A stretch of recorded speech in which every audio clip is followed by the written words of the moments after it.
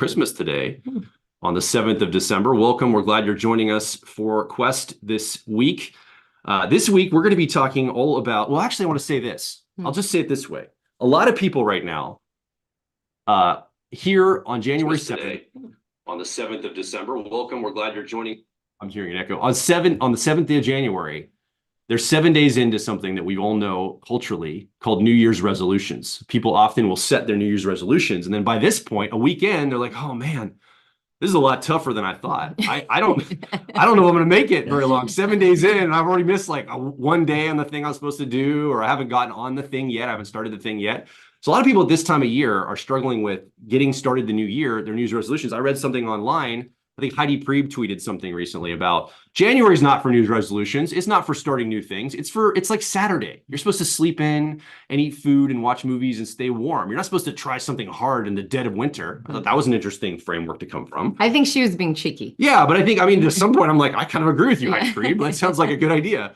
And the other thing is, like, some people are really on it. They're like, get started, and they do really well, and they start out of the gate really hard, and then they get a little frustrated into it. People have all sorts of viewpoints around this time of year, whether you're supposed to start and hit it hard, you're supposed to sleep in like it's a Saturday, like Heidi Priebe, I guess, jokingly tweeted out. I don't know. I took it for serious. I thought that was a good idea. Doesn't matter. What's your relationship to the new year, to resolutions, to getting started? Joel Mark Witt here for Personality Quest. I'm with Antonia Dodge, Jonathan Harden. Producing today is Karina Gunyon.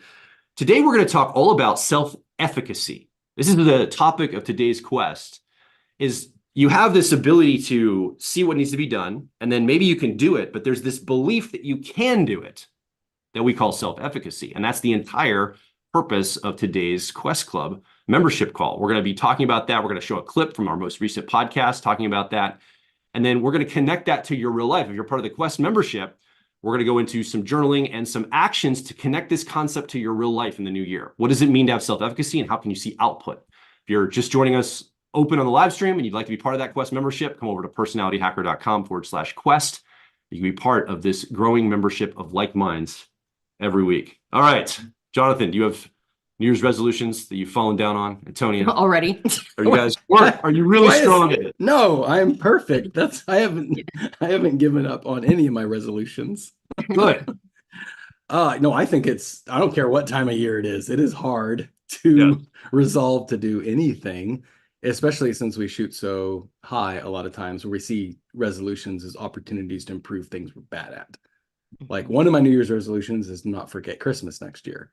So I have put it in my calendar on December 1st, decorate tree, and then December 2nd, buy Christmas present for my wife. So we'll see how that pans out. But yeah, I think I don't care what time of year it is. There's always so many variables. So I think the point is be resolute. And that word means keep doing it again and again and again and again. Don't give up. So resolve. Unless you're an implementer and you need calibration, you need people to tell you, hey, great job, but calibrate. Right. Yeah.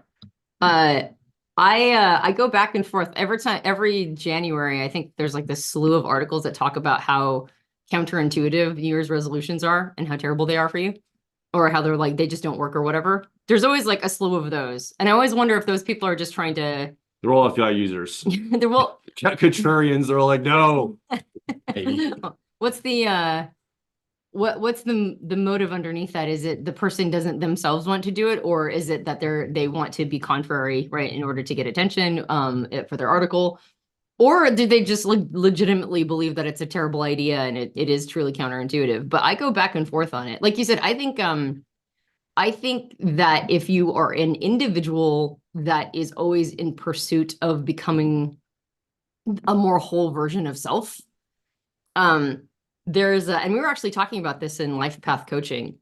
I think the reason why this is so difficult to talk about is everybody's at a different moment in the timeline. And there are moments in the timeline when we need to have our butts kicked. And there are moments in the timeline in which we need to kind of like chill out a little bit and not be so, forceful. And then also there are many moments in the timeline where both of those energies have to be represented at the same time. Like, you both have to be pushing yourself, because that's how we gain a sense of self-efficacy, which we'll be talking about today, a sense of true self-confidence and ability to watch yourself do hard things and overcome obstacles. while at the same time, simultaneously, we usually need to be less hard on ourselves. We need to kind of like, we need to strive without beating ourselves up. But at the same time, be disappointed if we aren't fulfilling our commitments to ourselves. So it's like this really is this very difficult tension point. So that if you say one thing or the other, you're invariably wrong. If you're like, no, people need to be more chill, that is wrong. And people need to push themselves harder. That is also wrong because it doesn't take in the complete picture. So it's a moving target on a timeline that requires a perfect tension point of both things. And that makes it kind of hard to know, right? Should I be creating New Year's resolutions right now, or should I not be at this moment in the timeline? Should I be pushing myself super hard, or should I be kind of relaxing and taking my foot off the pedal? And it just it alters because you're the set. I mean, there's a set point inside of ourselves that's always shifting and moving. Mhm. So it becomes it actually becomes a more complicated question than just simply, is it a good or a bad thing, right? Oh yeah. So I'm thinking if I had like a good hour to spend with you, I would ask you a series of questions about how to identify, do I need to expend that energy or conserve that energy? Do I need to push myself or do I need to relax? Like, I think you could come up with quite a few like little tick marks of like, oh, this is where I'm at in my life. I think that'd be incredibly valuable. Yeah, for sure. Yeah, like where am I at right now? And it kind of doesn't matter the time of year. Yeah. Although the time of year also, I mean, we are seasonal creatures too. So the time of year reminds us of certain things and kicks our butt. So it's like all of it's true and all of it isn't true at the same time. Yeah. Do you both find that your New Year's more like on September 1st? Like to me, the school year starting is always like where my parents were in like youth organization, like they were youth ministry, right? As growing up. So the school calendar was really what drove us more in our lives. We did summer camps and then we would start this school season every year. And it feels like that's a more natural starting to a new year. Kids are back to school. It's a new grade of school. People going back to college. Your summer vacations are all over. You're starting back to work, your normal life. You know, in a way, you could almost see like that is the reset moment more than even January 1st. January 1st, maybe that's why New Year's resolutions are hard. It feels synthetic. It's like it's kind of in the mid of the season of the school year, right? Yeah. That's I think why a lot of people have a struggle with it. Well, I know too, like when I was working in corporate healthcare, we would do all our hiring right around like March. So January, February was a really hard time to hire just because we didn't have resource to get that done. And so I think too, like that's another thing is like, I would like to do my resolutions, but that does require a little bit of resource, extra time, money, attention. And January, February, I think is typically just because the way our world works, we're winding down a year rather than kicking up. So I think some ways March could be a new year, just seasonal. But I think you're right about September. That's when I think that's when the projection of the whole year for school-aged folks, and it's really just about, are you going to school? Yeah. If you don't have people in your life that are going to school, if you don't have kids, then you might not have that that calendar on your mind. Yeah, that's a good point. If you're in the corporate world, you're thinking about like budgeting. Yeah. So March might actually be the beginning of your year. So there's lots of I think there are a lot of calendars. So from a marketing standpoint and a message, like I understand why companies and businesses do this. Like right now, for example, and by the way, if you're watching live, you should come Tuesday night. We're having a webinar for our personality life path program because we're going to be open. We're going to use this as a narrative. The start of the new year. You know, we run our personality life path mentorships all year long, right? It's 8 weeks. We go through all 8 cognitive functions. We tune into the energies, the relationship in the greater world, and then to yourself, and unlocking your relationship to each of these energies to develop your personality life path and systems map so you know what you got to work on. You know what your destiny, your passion, purpose, and mission is. It's been a powerful program. And I use this time of year in our marketing to say, hey, it's a new year, new you. Let's get started. And it's a great, because everybody's talking about it that way. And so I am part of the problem by doubling down. Now's New Year's resolution. Now's the time to do this. Not problem, but the attunement of that, because it works. It's like the same reason why they have like mattress sales on Veterans Day or whatever, Memorial Day, whatever in the United States. Like there's always mattresses for sale on these like obscure three-day holidays. I don't know why, but it's just one of those cultural things. It's so, and you as an ENFJ, Jonathan, probably understand this. It's like there's so much extroverted feeling or harmony in it that it's like you have to sync, like it's just too powerful. You can't go against, I mean, you could sort of go against it, but it doesn't make a lot of sense. It's such an uphill battle. Go with the energies of the society, right? You know what? And that I think you hit You expressed exactly what's going on. January 1st is no longer high vibes like it used to be. Right. I think people are like, "Ugh." Like Mhm. no one's feeling good. I think generally, like, we just don't feel good around January 1st anymore. Yeah. And I don't know why. We could think about that for a while, but I think that's it. Is, generally it's like we're kind of exhausted. We're Yeah. tapped out. Well, So, and the holidays is a high point, whether it's high because it's fun and you're celebrating, or it's a high point because you just had to run around like a crazy person to make Christmas happen for your family. Like, but there was still, even if you're not a Christmas celebrator, there's still lots of lights and lots of music and lots of like festivities going on. And there's like a high at the end of December, and then and January 1st is New Year's, and then there's a high there, and then just it all stops. And now you're just left with the rest of winter. Right? Because the majority of winter is still happening, right? Christmas starts at the beginning of winter. So you've got the rest of winter to slog through without, Christmas cookies, right? Yeah. And you're like, well, I guess if it's already going to be brutal, I might as well just add on a whole bunch of self-flagellation around how I should be like working out, right? right. I might as well just beat myself up for the rest of the winter and talk about what a failure I am. Yeah. I mean, I don't think that's the intent, but that ends up happening. Yeah. Back to Heidi's tweet about how like maybe you should just, think of it like Saturday. And, I like that idea as a filling in of people like, you got this, Heidi. That's right, Heidi. You go. Yeah, and I think well, I was working at the nursing home yesterday, and we had this one resident that kind of fought with us, and she was like, I don't want to get out of bed. And, traditionally you're supposed to get up everyone out of bed and to the dining hall. And I told the staff, I said, you know what? Some days I sleep in. Yeah. That's totally okay. Like, let's think about this holistically. Like, it's totally okay. She wants to get, chicken noodle soup for one meal. I mean, eating 900 calories is not going to kill somebody. She could totally just chill out and veg and kind of have an off day. And I think maybe that's I like to think that's a good way to look, is like this back and forth between rest and work, challenge and safety, play and work, and production and consumption, just going back and forth between this. Kind of back to your point, Antonia, like, do I relax on myself or do I push myself? Well, I think it's just this seesaw back and forth, and a life in motion has growth and potential. It's only when we get stagnated into one aspect of that life I think we start to dwindle and crystallize and turn into a cardboard cutout of ourselves. Yeah. Yeah. Yeah. Well, and the subject that we're talking about today, which is based on the podcast, is a belief in one's ability to make things happen. That's what self-efficacy is. It's your personal belief that you can impact change, you can make things happen. And it can be hard in wintry times because it feels like you've got all the elements against you. And so you might, during time periods like this, you might sort of introject what you define as failure, like my personal inability to get something done, not taking into account the more complicated system running around you, which winter is it's a more complicated system for making things happen. Like, we have shorter days that impacts us a lot, right? And it's harder to do everything. Like, there's snow on the ground right now where we're at.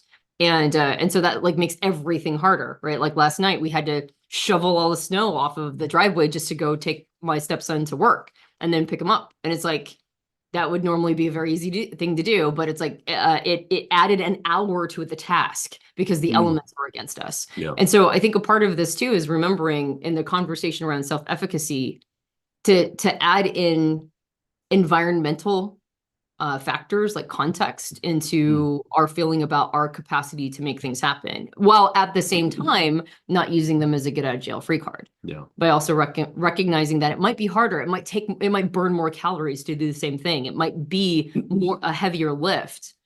I still have to get it done, but maybe I shouldn't beat myself up that it's hard to do. Yeah. And so I think that's the other piece of it, is not burdening our self-esteem by it not being with, like an easy way of doing it. Yeah. Like, if we get it done at all, maybe we should pat ourselves on the head that we got it done at all. Yeah. All right. So if you're just joining us, Welcome to Personality Quest for the week here with Personality Hacker, Joel Mark Witt, Antonia Dodge, Jonathan Harden. Personality Quest is a group of like minds coming together every week to talk about key personality and personal growth concepts that we can apply to our own lives to see the ball move forward. And you can come together with a community of like minds to meet friends, connect with people, and hold each other accountable and have some support in this crazy journey we call life. We start everything out kind of with a hero's journey frame. We come into a topic like today, we're going to talk about self-efficacy. We open up the conversation in a broad fashion here a little bit more publicly, and we talk about these concepts. We watch a piece of content together around that topic, usually from the Personality Hacker podcast. Afterward, we do a little bit more conversation.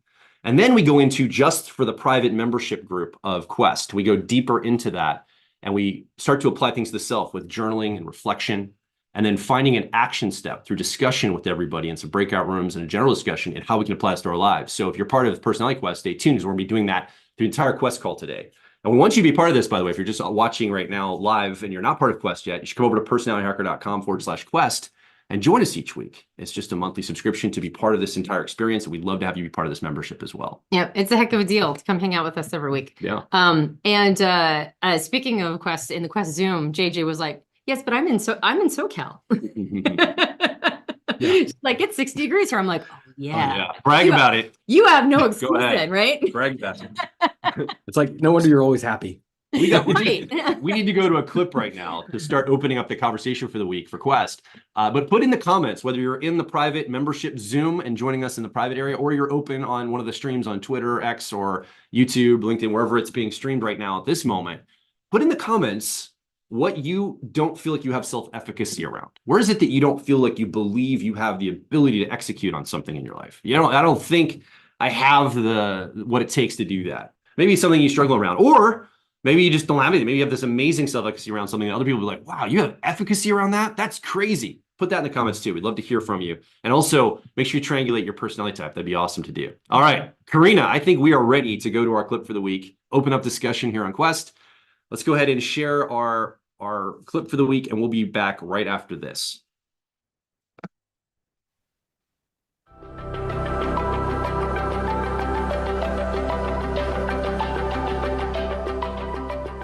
So if you have the owner's manual for your personality type from Personality Hacker, you might want to pull out your car model and look at your cognitive functions and how your mind is wired, how you learn information, how you make decisions. This can be unique to you and your personality. This is a general framework we're going to go through. And as you follow along, you can apply this to your own life and your own personality if you pull that car model out. Yeah. Okay. So these 4 elements, it's kind of a model, but it's more like how-tos. Yeah. Right? There are 4 steps or stages or ways to gain more faith in one's ability to perform. And again, it's not hot air. It's not just affirmations that are baseless. They're honest actions a person can take to get to a place where we can trust ourselves to have results, right? To get the things that we want. And this might be particularly true because at least at the time period of this recording, we're starting to move into a time period where a lot of people are they're going to make life-changing resolutions for themselves. And if you're going to make, say, New Year's resolutions or life-changing resolutions, no matter what time of year it is, self-efficacy is going to be how you make it all the way through, and you don't just abandon ship a couple weeks in. Okay, right? enough preamble. Let's get to it. I want to know. I wanted the steps. Okay. I think the person listening is too. Let's go. Let's do it. You're right. A lot of setup. Let's get right into it. Stop selling. All right. So this model comes from, or these stages come from, psychologist Albert Bandura, who said that the 4 sources of self-efficacy are 1, mastery experiences, 2, vicarious experiences, 3, verbal persuasion, and 4, emotional and physiological states. So what does that mean? Well, the first thing that we need to do in order to gain self-efficacy is have mastery experiences. So there's 2 ways to do that. The first one is through our own direct experience, watching ourselves do something well. And it doesn't matter how much uncertainty a person has around their incompetence or whether they fear they have enough skills. Everybody can do something well. Yeah. Right. And they've mastered something. They can watch themselves perform in some way to remind themselves that they're not totally incompetent. And we might undervalue those things because they're natural talents. We might think, oh, anybody can do this. But not everybody can. right? That's one of the beauties of personality type is it teaches us to stop overvaluing our experience. It teaches us to start looking at the things that we do well as something that maybe is a unique thing that I bring to the world, Yeah. not something that is just how things are done. Yeah. And as you're talking, I'm immediately, as I look over this list, I'm going to use my intuition to pattern the energies of the cognitive functions against this. And right there, it feels very sensation or extroverted sensing. You know, the preferred function for SPs in the Myers-Briggs system, it's not talking about the experience. It's not thinking about the experience. It's not theoretically theorizing or philosophizing about the experience. It's having the experience and observing you doing the experience as you do it. Yep. Which is very extroverted sensing. It's a here and now kind of energy. Yep, exactly. No Yeah, matter we where actually this have is in to- your personality, it's just that's the energy that's baked into that aspect of what you just said. Yep, we can't just think about the thing. We have to do the thing. Yeah. Yep, absolutely. And so the first way to gain a sense of, oh, I can do this is watch yourself do things, right? Yeah. You go, oh yeah, I can do things. I watch myself do them. And so that actual rubber hits the road component is very important. This is why kids believe they can do so much more because they just try it. They just get into action. They do it. They're not thinking about it. They just go, there's a mud puddle. I'm going to go jump in that mud puddle. Oh, look, I jumped in a mud puddle.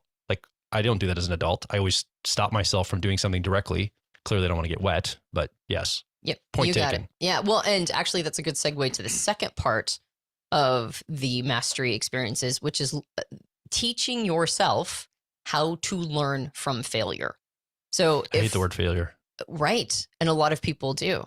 I like to replace it with calibration. Yeah. Learning from calibration rather than a failure. But that might be a bypass. Well, because failure is not like jumping in the mud puddle isn't a failure. It's I got information. Now I can calibrate to not jump in the mud puddle. I Yes, didn't but fail something. if Getting you're- messy is not a failure. It's just something that happened. If your desire was to jump over the mud puddle. Okay. Fair and enough. you didn't if make I'm, it. if I'm yes, fair enough. And that's So falling short and accounting for that to calibrate for better times later. you got it. Yeah. And failing is actually in and of itself tends to be very undermining to a faith in oneself. Oh, I can't do this. Right. So to overcome that is to start, it's like reevaluating one's relationship to failure, right? It's like it's recontextualizing it. It's seeing it as something that, and I don't think calibration is a bad word. It's something that can help calibrate a person. It doesn't mean failure is necessarily a dirty word though, in and of itself. And it's like, oh, I failed. And there's so much weight to it. But who are we looking over our shoulder around this failure for? Is it that we're worried we're going to disappoint ourselves? Are we worried we're going to disappoint other people, society, parental figures? Like, who is actually the person who's going to come down on us when we fail? Now, sometimes failures are big enough so that they have consequences that other people suffer, Yeah. and that's not great. But if you can contextualize failure as learning opportunities, my favorite Samuel Beckett quote, and I'm sure I've quoted it before in the podcast, is ever tried, ever failed, no matter, try again, fail better. And his concept of failure, that we can improve in the quality of our failures, we can fail better, indicates that failure might actually be a really important guide for us. Yeah. So it's not allowing ourselves to get demoralized through failure. It's allowing failure to be something that is part of that boost up. Yeah. So the second component after direct experiences is vicarious experiences, particularly first through observational learning. That means that you watch other people do the thing that you want to do. And the reason why that's so important is, well, it's kind of like the 4-minute mile. Nobody could break the 4-minute mile until, was it Owens, right? Jesse Owens? I don't know the No, name of the person. actually, I don't think it was don't not know. Jesse Owens. I don't think so. I'm pretty certain it wasn't Jesse Owens. I Okay. don't know the name of the guy. That was incredibly discrediting. Who's the person who broke the 4-minute mile? It wasn't Owens. Antonia, I know. you don't know who broke the 4-minute mile? I just failed. I'm gonna let myself like accept the failure and use it as an opportunity to do better next time. I mean, even Google is crying right now. I know. Right. And if I had access to it, I would look it up. Anyway, but the person who broke the 4-minute mile, who Yeah. I'm sure somebody will come and let us know. I'll know immediately after the recording the podcast because I'll go look it up and I'll be like, oh yeah, that's right, that person. But if I'm not mistaken, as soon as the 4-minute mile was broken, all of a sudden other people were doing it. Absolutely. And the powerful lesson is if you can watch other people do something, we go, oh, it's possible. Right. And that's why people doing inspiring things, that's why contortionists who bend their bodies in all sorts of crazy ways, are important, right? People who do parkour are important. Going to the moon, right, or to Mars is important. Like doing these major feats is important because it communicates, oh, well, if somebody can do that, maybe I can do that. Now, I don't mean like a single individual can necessarily get themselves to the moon, but in that vein, right? Once one person was in space, now other people were in space. And when we can learn through observation, when we can go, they can do it, and that's how they did it, it can start to give us a sense of, oh, maybe I can do it too. Yeah. Yeah. Already I'm mapping memory, introverted sensing, the preferred function of SJs to this second part here. I'm observing something that came before, and I'm getting the learning from that vicariously. That's really powerful. Yep. So the second part of vicarious experiences is role models. And this is like observational learning, but it's particularly potent when there's similarities between yourself and the person that is your role model. So it's not just seeing that somebody did it, it's having somebody as almost like an inspirational guide. And if the individual is like you, like maybe they share some type preferences with you, maybe they are your same personality type or best fit type, maybe they just share some of your functions. If you watch them go through life and they are succeeding in areas that you would like to succeed, now you go, okay, that's how they did that. Why reinvent the wheel? I'm going to go ahead and follow that model, and then I can get there too.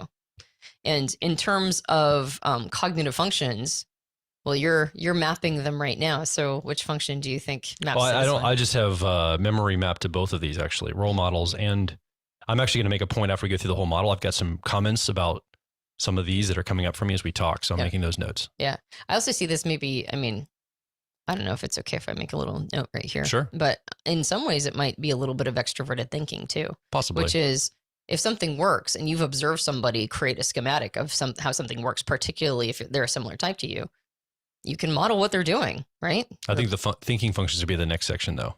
Both of them are there. Okay. Yeah. All right. So let's get to the third And then part. I think the final one's the feeling functions. I can like just see it go boop, boop, boop, right down. Fabulous. I think the intuitive things are just not the ones in here as much. Yeah. Maybe it's just the pattern of the whole thing. Yeah.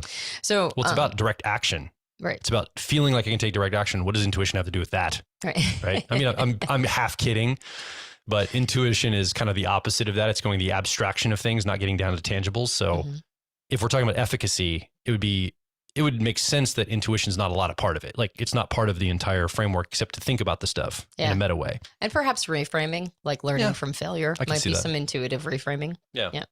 Okay, so the third component to creating self-efficacy is verbal persuasion. And this is feedback and encouragement. All right. So it's like, I think it's instruction and feedback is really what we're talking about, right? yeah, and it's getting it's like other people recognizing that you're trying, right? And giving encouragement. They're like watching you try to they're watching you attempt this thing. And even if you're currently in the failure zone, right, where you're trying to, figure out the ways to do it, not the ways not to do it, having somebody observe it, have your back, give you some high quality feedback, like that's all really important, but it has to be honest. And I think that's, when I talked about trying to float on hot air, the reason why that is never sustainable is we're trying to have faith here that something can happen. And if we know that a part of it is just, it's fluff, right? It's bluster. It's going to be hard to have real faith in that, right? It's going to be hard to have a belief in something that we're already questioning. And even if we want to believe it's true, what was the recent conversation you and I had that we relax around truth and honesty? Yeah. Right. And truth and honesty, like eventually wins out. It just does. Right. Like you can have a lot of years of not, of a lie or just, obfuscation, confusion. You have a ton of time living there, but eventually truth will out. And that includes when we're trying to convince ourselves that we're able to do something. If we tell ourselves falsehoods, if we're immodest, if we puff ourselves up to an unearned place, we're not going to be able to actually ride on that faith, right? That belief, because we're already undermining our own belief by telling ourselves lies. So getting feedback from people who we know won't lie to us, who will be honest with us and our performance. That's a big piece of the encouragement. Like, we need to know when somebody goes, yeah, you're not doing it right. Yeah. We need to be able to hold that information. So then when they go, okay, now you nailed it, we can believe them, right? Yeah. Because we're following, we're sniffing the trail of truth. And this to me maps to accuracy, introverted thinking, preferred function of all the TPs in the Myers-Briggs system. This idea of feedback, getting the truth, getting calibration. Yeah. Again, I'm overgeneralizing and I'm over patterning these things. Clearly, this can come from all different energies, but it feels like that's the energy of the tool that they were used in this portion of this section. Yeah. Okay. And then the second part of verbal persuasion is mentoring. Coaches and or coaching and mentoring. Extroverted thinking effectiveness, direct coaching to get the thing done. Step 1, step 2, step 3. Here's how you do it. Yep. Right here. Yeah. Effective guidance. Yep. Basically. And reassurance that it can be done. Right. And here's a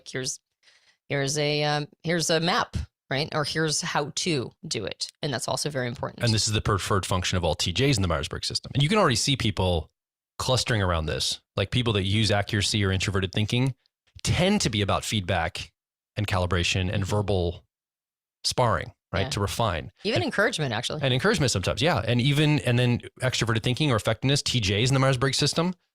This is about coaching, mentoring, step by step. Let's get it done. Let's execute on this. Like, you can already see people, like, if you're one of these personality types, you probably gravitate toward one or the other of these when you're in this category of verbal persuasion. Yeah.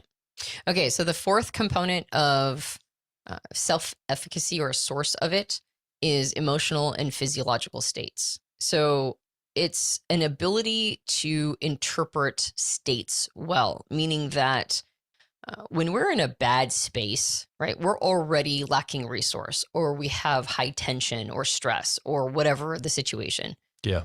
It's really easy for us to grab that baggage and bring it into the current struggle that we're dealing with. And if you're going through a time period of challenge, you're probably already dealing with a lot of baggage, because what we normally can handle in a time period of resource, which is not that big of a deal, to pull some of our real estate, right? Emotional or psychological real estate, but we have it to give, so it's not that big of a deal.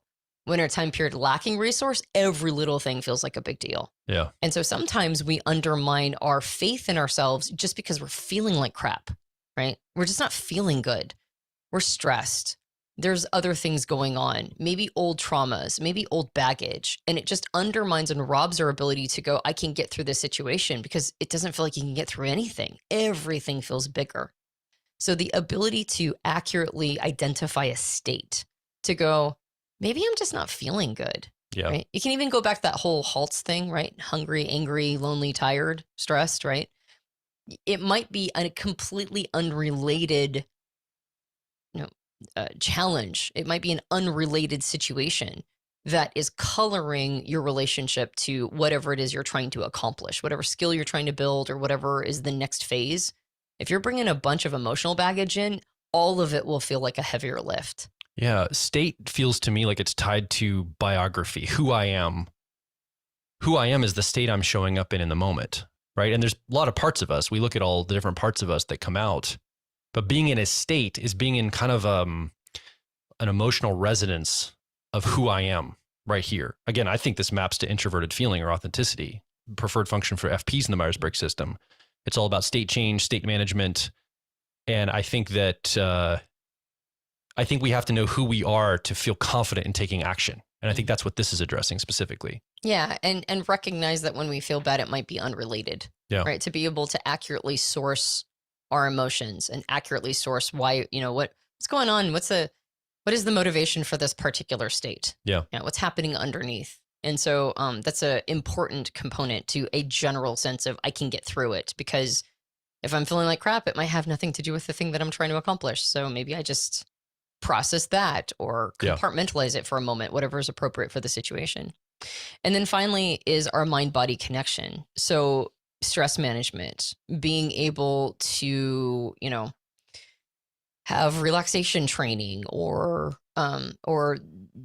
calming our soma down and being able to, okay, it's going to be all right. Just kind of tension release, having a more control over our body's responses to things through training it.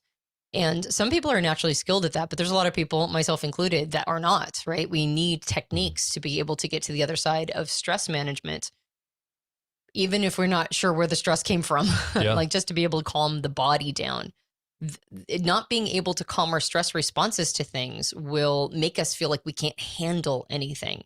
I can't handle it because if I step into that situation, I'll get overwhelmed, right? I'll have like maybe even like a panic attack or something to that effect. Yeah. So being able to work through one's body and have that body mind connection in a good enough relationship to have our minds help control our bodily responses. That's a big part of us believing we can get to the other side of something. One way to interpret body-mind connection is very esoteric, philosophical, like meditation and tapping into but I read this, and maybe I'm forcing a model that shouldn't be forced, but I honestly read this as our body tells us what we need. Mm-hmm. It surfaces the needs we have and the unmet needs we have as people. So I think this maps to extroverted feeling or harmony. I think it's the FJs prefer this as the function. And I think this would be obvious to somebody that uses those preferences, because they'd say, well, the reason you're hungry is because you haven't eaten. The reason why you feel sluggish, you didn't get enough sleep. You have needs going unmet. That's why your body's not helping you out right now. You could take it more the abstract route with meditation and really training your body in all these, I can sit on a mountain and meditate and be super peaceful in the midst of anything. But I just think it's more practical than that, because we're talking about self-efficacy to have action. Yeah. So let's move it out of the realm of theory and bring it right to harmony. What needs are going unmet? I have them met. Now I believe I can act. Yep. And so I think I really do think all these map to certain functions. And I think if you're listening along to this, I think you're going to start to see, oh yeah, I probably gravitate more toward that. Like I'm more interested in the mind body because maybe I'm an FJ in the Myers-Briggs system, or, well, I really am all about the state I'm in, or I'm about teaching or calibrating or whatever it is for you as we walk down through this model.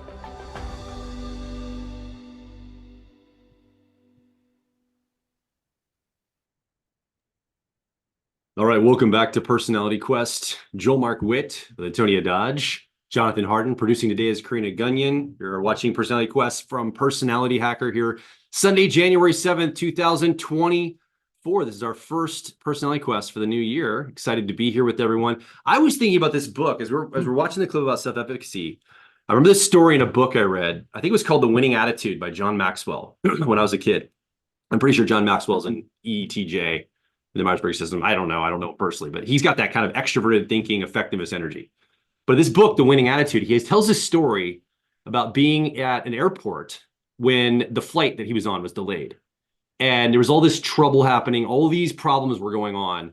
And so he thought to himself, you know what I'm going to do? I'm going to go and I'm going to buy every single person on this airplane a soda at the McDonald's here in the airport because they're all upset and grumpy. I'm going to go ahead and meet some needs in this moment to make everybody feel better. And he's talking about how, attitude matters, attitude's everything. And he goes up to the counter and he's like, I'd like to buy, 180 Cokes, please. And the person behind the counter said, I can't do that. And he said, at that moment, I realized this person just needed to know that they could do that. And I said to them, of course you can. You could do that. And they went, oh, okay. And they took his order and they fulfilled like 180 Cokes, like sodas for all these people that were waiting. And that lesson's always stuck with me. Every time I think about something like self-efficacy, often people need to feel permission, like they need to feel self-permission to be able to do something that they're not actually not permitted to do. Like logistically, this person who's working behind the counter could totally actively do this. It was such a weird request. No one orders 180 sodas all at once that it blew their mind. Like, I can't do that. It's something I've never heard or had framework around. And he right there in that moment said, of course you can. I give you encouragement to do this thing. And I think that's really, when I think about self-efficacy, I think that's really a part of it. It's like that belief that we can feel like we can do something we totally have permission and capability for, but it's that inner alignment, that inner belief that we have. What do you guys think? You resonate with that? Yeah, absolutely. I was thinking a good coach, like when I coach someone, I'm just across the framework of that person's current state. And I'm reaching that hand out saying, you can do it. And, by guiding them across into a brand new framework, they see, oh, I can do this. Before, they didn't believe they could do something. And I think a good coach is like that John Maxwell experience. Like, of course you can. Maybe you need the encouragement. Maybe you need to be shown a little light around resource, or maybe just honestly some, cheering on. and helping people across into a brand new framework, and shows them once they start pedaling and getting that feeling of self-efficacy, they realize they can do it. Yeah. Yeah, absolutely. I think this idea, and when I ran into it, Albert Bandura is the person who really sort of pioneered this idea and like developed a template or a model for all the ways to develop self-efficacy. But and I think in the podcast, like the full podcast, we talk a little bit about why it's so incredibly important. But it's part of how we also develop beginner's mind. Because if we don't have trust in our ability to learn new things, or if we don't have trust in our ability to figure things out and get to the other side, then we overly attach to anything that's worked in the past. And we won't give ourselves space to observe ourselves doing new things in new ways. We'll hold on a little too tightly to anything that we think is a sure thing. And so self-efficacy is really important for just learning new skills, for being willing to throw ourselves into a situation that we don't actually know what the outcome is going to be. And so beginner's mind is wrapped up in this, effectively being willing to do things that that are outside our comfort zone. And I think it was the Huberman podcast. There was somebody he recently did an interview with that went pretty viral on Twitter or X at this point, where the person was talking about, and it was something I had never heard before, but it was effectively, I want to say it's AMCC, anterior mid cingulate cortex, that is the part of your brain that builds almost like a muscle. It builds a muscle or gets stronger when you do things that you personally do not want to do. So when I don't want to do this thing, now it doesn't mean it's a thing that's hard to do, because some people have gotten to a place where, like, take, for example, working out, those people are like, I can't go a day without working out, and they look forward to it. So that would feel like a hard thing to a bunch of other people, but to them, it's not flexing this muscle because they're enjoying it at this point. Like, they're doing the thing that they want to be doing. Yeah. So it's very, very subjective. But if it's a thing you personally do not want to do, and yet you force yourself to do it, there's a part of your mind that builds the strength to do things that you don't like to do. It's like, and it's part of the formula for success. And I was thinking, as I was listening to all of this and taking into account like this idea of like flexing a part of your brain that builds like a muscle, I was thinking a node in that system has to be a sense of self-efficacy. It has to be a sense that if I do this thing, first of all, it's not going to be an abysmal failure. It's not going to be a waste of my time, right? Because I'll learn something from it. If you have self-efficacy, you have a belief that you'll learn something from it, right? And that something could be transferable to a seemingly unrelated subject. So this this feeling of I can do this, I can get through it, I can get to the other side, I'll learn something that I can transfer into another aspect of my life. All of that is part of what teaches us to do hard things. And then doing hard things teaches us to do more hard things. And we get stronger at doing hard things. And then all of a sudden now our self-efficacy is going through the roof because we watch ourselves do all these hard things and gain all the benefits and the rewards of them. Yeah. So I think this idea that it doesn't have to start with belief. You can get belief on the other side, but it's so much easier if you start with it. So having this formula of like watching other people do it, getting a mentor, being willing to do it in small increments and chunk it out, like all of those things. And here's the thing that I observe a lot of people forgetting as a part of all of these formulas is taking a moment to watch yourself having done it, the review process. And I don't know if this is like a false modesty thing where we don't want to congratulate ourselves for having gotten through something, or we think that we're puffing ourselves up, or we believe that we're the supermen, that our superheroes don't need any congratulations. We're just like, we congratulate everybody else on their major victories, but for some reason we're not allowed to do that for ourselves. I don't know what it is. There's like a lot of different possibilities, but the really key part is not just go through hard things, not just do hard things, not just, like force ourselves to, throw ourselves in the deep end, but also take a minute to review it and then celebrate it, pat ourselves on the head. That is such a crucial piece. And so all of that feeds into a spiral up, right? Because I kind of feel like when we're on a trajectory, we're either spiraling up or spiraling down.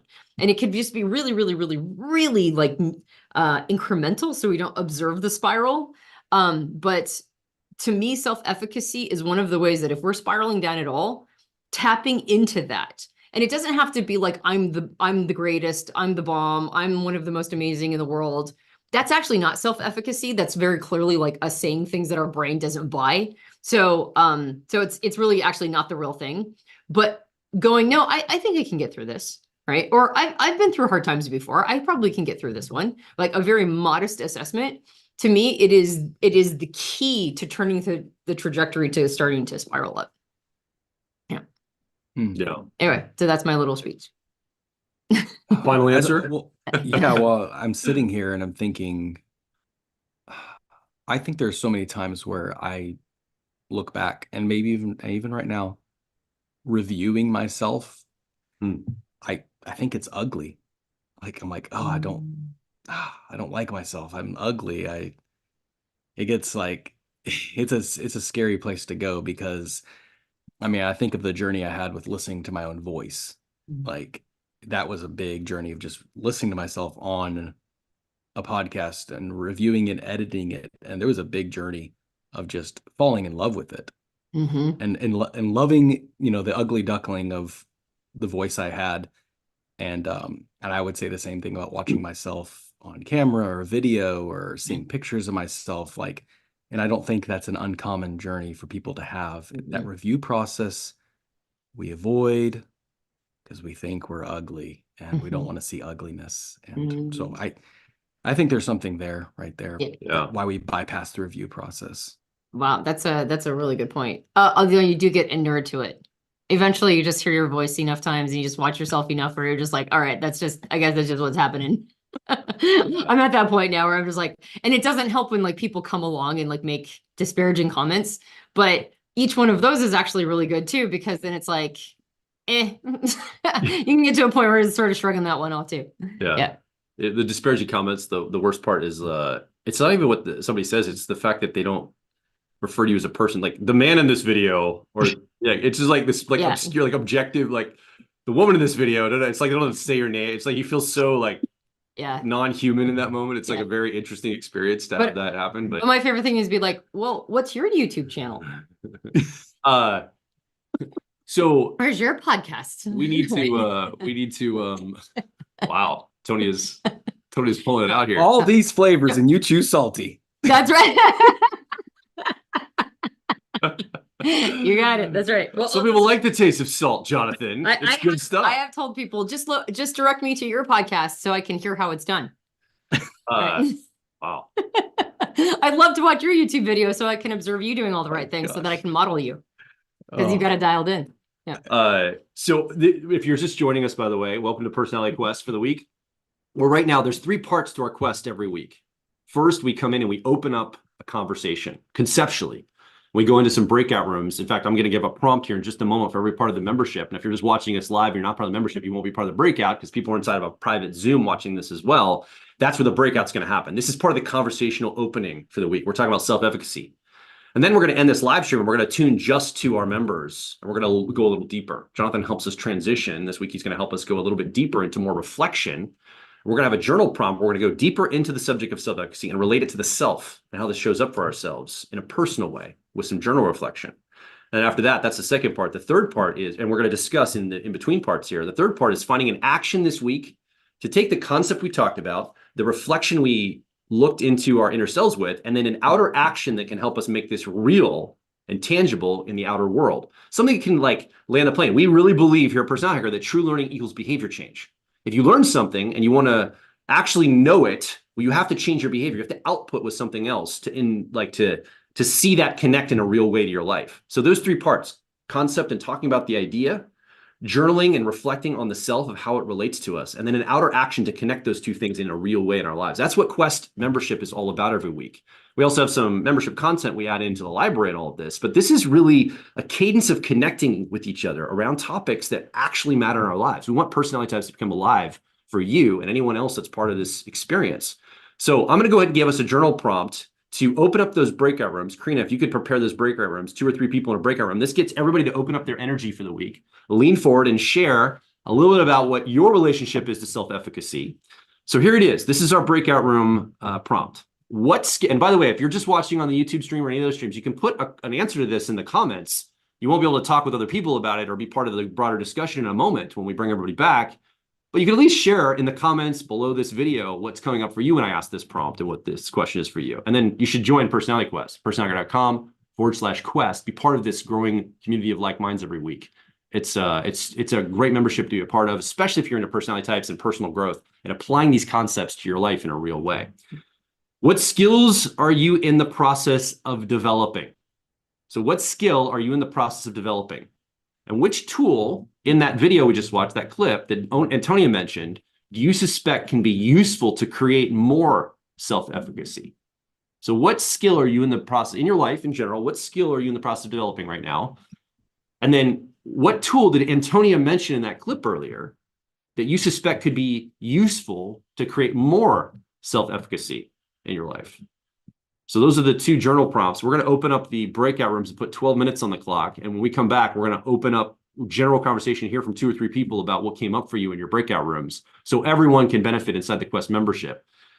So let's go ahead and open up those. And Jonathan just put the tools, by the way, for everybody that's on the Zoom call, private Zoom call. He put those tools again. He relisted those for people here part of Quest. You can reference that list and then be able to talk about that in your breakout rooms. So we'll go ahead and open those breakout rooms now. We'll see everybody back here in 12 minutes.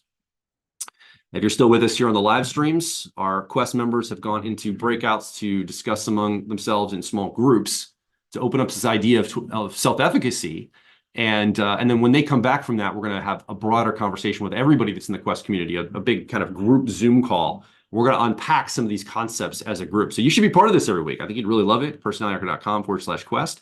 We also, Tuesday nights, are going to be opening up enrollment for our brand new Personality Life Path Mentorship program. This is an incredible program. We started a year ago, and it has become a flagship for the things that we do here at Personality Hacker. It takes 8 weeks. We meet together online in the afternoon for 8 weeks, once a week, and we look at all of the 8 Jungian cognitive functions of personality. So underneath that 4-letter code you might be familiar with in Myers-Briggs, you've got Myers-Briggs personality type. For example, my personality type preferences are ENFP. It stands for extrovert, intuitive, feeler, perceiver. Right? But there's something deeper. There's a layer deeper that ENFP points to. It's the cognition of my mind, how I learn information, how I make decisions.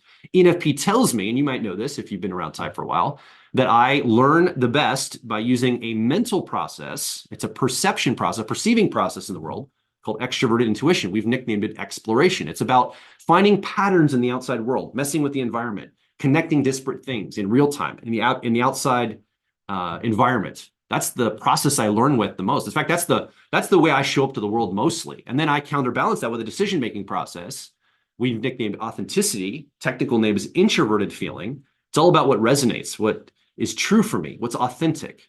All the different motivations that I have in me, finding the ones that actually are the ones that really drive me. Now, this is unique and personal to me as an ENFP, preferences. Those two mental processes. You and your personality type, you've got very particular mental processes that you use to learn information and make decisions. You might use similar processes or very different ones depending on your personality type. And this is what personality type tells us. It tells us how we're wired and the different parts of our mind. And what's great about this is it can explain things like, how do we get into our flow state, right? How do we get into a flow state in our life and feel really good, like our life is ergonomically designed for us? How do we stop doing what's called trauma looping, where we're looping and we create trauma in our lives because we're not using all the parts of ourselves? We get one-sided or lopsided, or maybe we get stuck in some negative gripping. There's parts of us that have negativity or childlike qualities that grip us and they prevent us from moving forward. And then there's a part of us that's an incredible part that helps translate between some of the best parts of us and some of the most challenging parts of us. We call that your co-pilot, or in technical terms, it's your auxiliary cognitive function. It's this part of you.